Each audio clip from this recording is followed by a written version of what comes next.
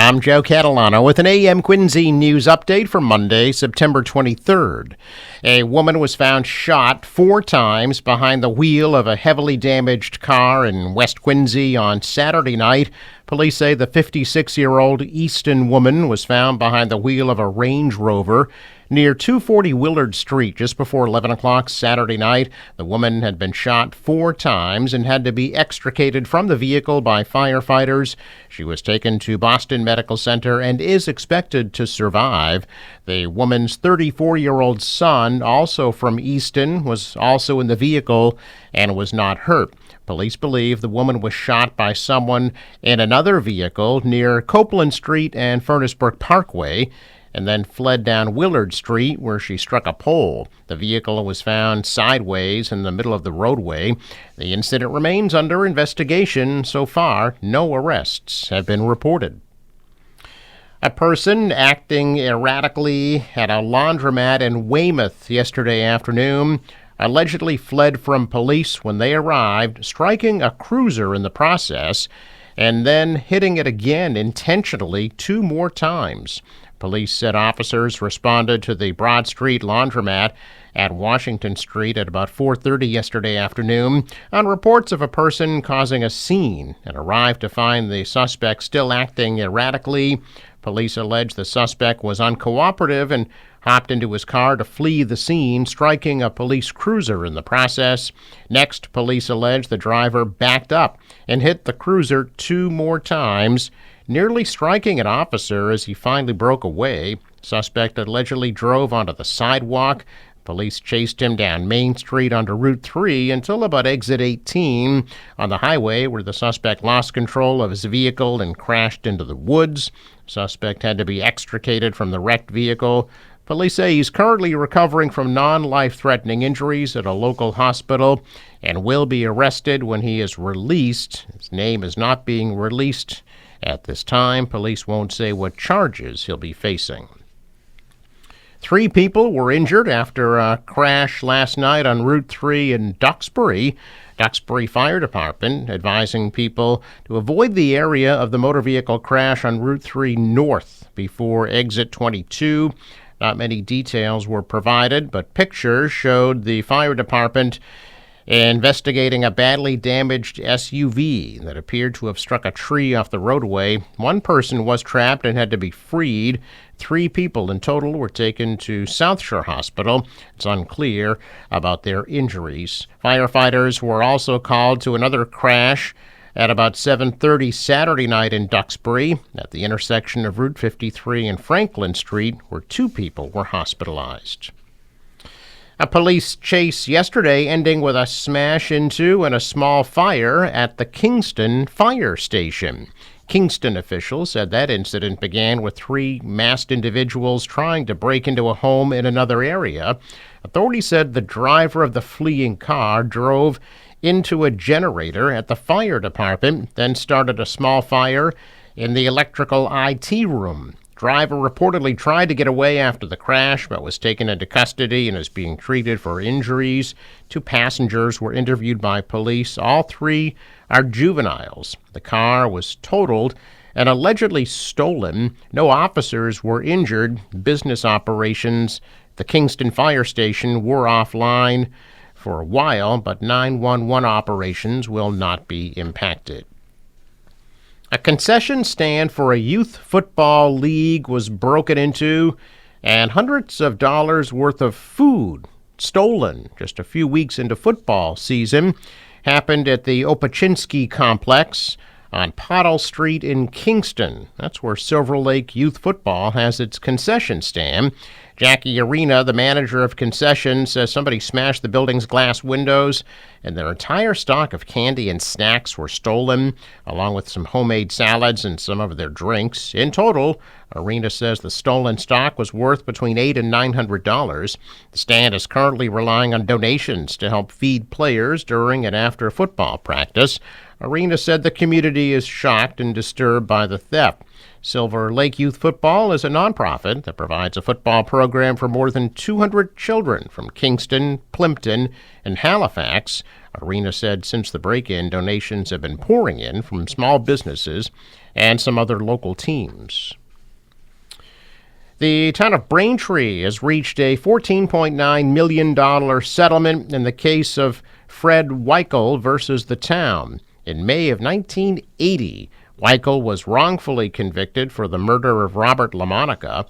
Weichel served a prison sentence of 36 years until 2010, when new details emerged when the town of Braintree was requested public records. Weichel should be released and exonerated in 2017.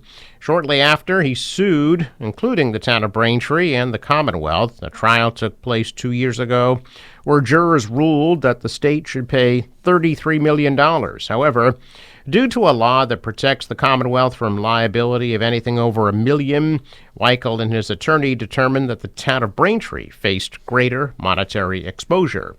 After multiple years of casework and legalities, Braintree and Weichel came to a settlement of $14.9 million. Mayor Aaron Joyce will work with the town and other officials on paying that settlement. A renovation project at Forbes Hill Park in Quincy was completed this past summer. City officials say the improvements include a new basketball court, a new tennis and pickleball court, and a new children's playground.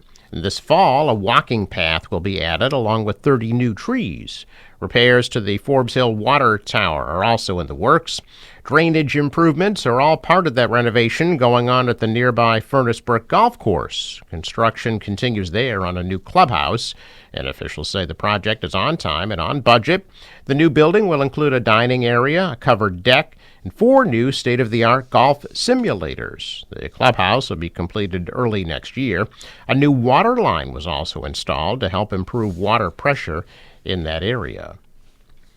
State Supreme Court has agreed to review the Karen Read murder case. The SJC has set a deadline no later than September 25th for Read's legal team to file a principal brief on the case. And then prosecutors have until October 16th. The defense will then have until October 25th to respond to the prosecution. Oral arguments are then expected to take place in November. Last week, Read's attorney filed an appeal with the state's highest court seeking to overturn Norfolk Superior Court Judge Beverly Cannoni's most recent ruling, where she denied a request from Read's team to dismiss 2 of the 3 criminal charges against her. They include second-degree murder and leaving the scene of a deadly crash.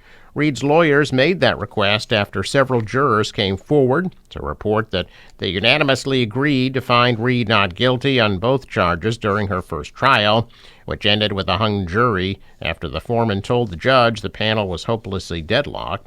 Read's lawyers have argued that keeping those charges violates Read's double jeopardy protections. They want the Supreme Court to weigh in on that. Last week, Norfolk County DA Mike Morrissey announced that Special Assistant District Attorney Hank Brennan will lead the state's retrial of Read. He was one of Whitey Bulger's defense attorneys during his 2013 mob trial. Judge tentatively set Read's retrial date for January 27th of next year. A former U.S. Postal Service employee who admitted to stealing rare coins and other items from parcels will avoid prison time. 33-year-old William Page of Duxbury was expected to plead guilty in U.S. District Court to 3 counts of theft by mail of a Postal Service employee.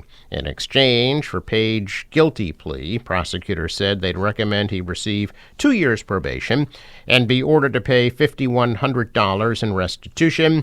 Page was arrested 2 years ago and indicted on 3 counts of theft of mail.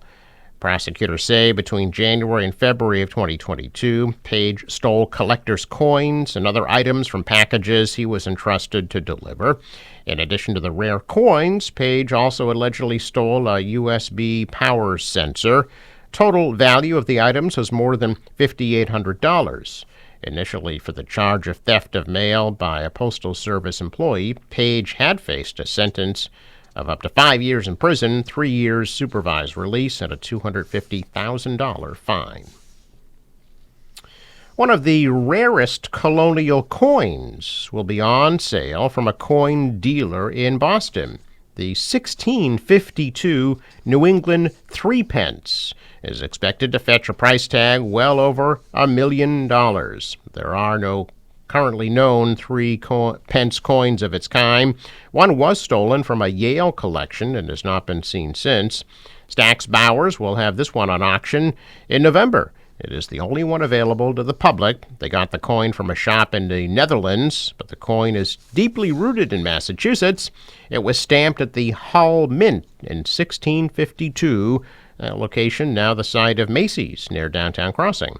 We will likely never know its original owner, but officials say sources believe the coin was once in the possession of the Quincy family. On the coin are 3 distinct features engraved or embossed onto it. An NE symbolizing New England, and on the reverse, the Roman numeral 3, which stands for 3-pence. The Stack's Bowers Gallery at Faneuil Hall is no stranger to rare New England coins or bills. They have a note engraved by Paul Revere, but the 1652 3-pence is by far the most expensive. Check of business news this morning. Stocks are mixed. The Dow was up 38 points on Friday. The Nasdaq dropped 65 and the S&P fell 11. Asian stocks are higher today. The euro is down. Oil at $71 a barrel. In sports, Red Sox beat the Twins 9-3. They're in Toronto for a series with the Blue Jays beginning tonight at 7. The National Weather Service forecast today, cloudy and cool with a high in the mid-60s. Tonight, cloudy, a low of 50. Tomorrow, same thing, cloudy, high 65. No change on Wednesday, cloudy, 67. More showers Thursday, the high of 69. For the boater, waves 2 to 3 feet. A northeast wind at 10 to 15, still gusting to 20 knots at times, and a high tide 4:13 p.m. Sunrise 6:32, sets at 6:38. I'm Joe Catalano with an AM Quincy news update for Monday, September 23rd.